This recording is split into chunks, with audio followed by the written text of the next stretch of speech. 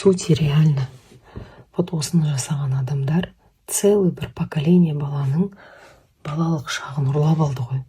Это не только Аланчик, таких детей много. 2-3 жасынан бастап күнде андай сабаққа баратындар.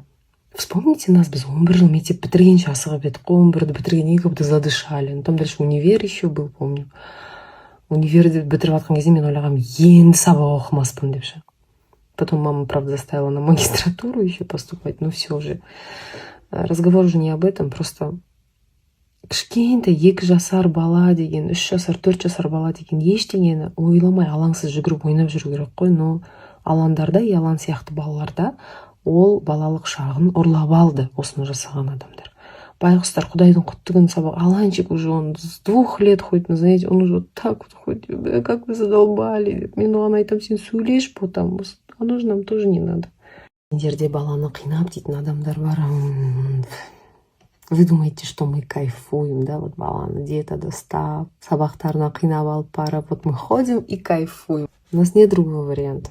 Я не могу просто ждать, она, ой, сөйлеп кетеді, несіне қинайсыңдар деп. Вообще, қалай солай совет бере аласыздар? Вообще, туысқандарыңызға ондай совет бермеңіздер никогда в жизни. Она потом вас послушается, она вот так будет ходить, ештеңе жасамай баласына. 5-те сөйлеп кетеді, 6-да, потом 7-де деп. А потом, знаете, жасы 11, 12, 13-ке келген кезде у них начнется половое созревание, гормоны начнут бушевать. И вы знаете, что с этими детьми может случиться?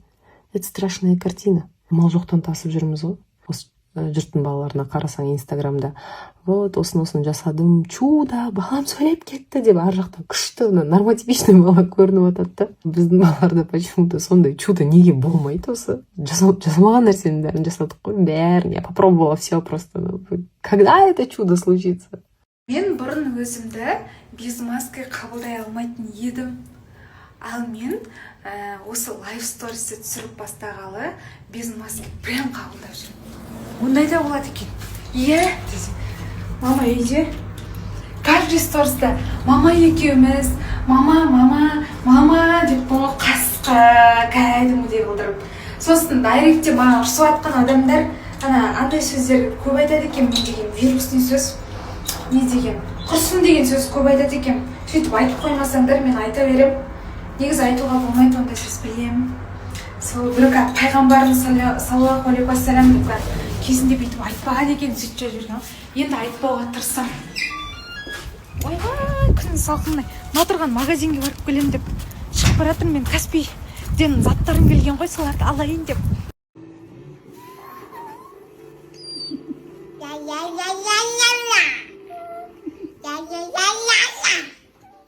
Айдай. Істеп айтсыңдар?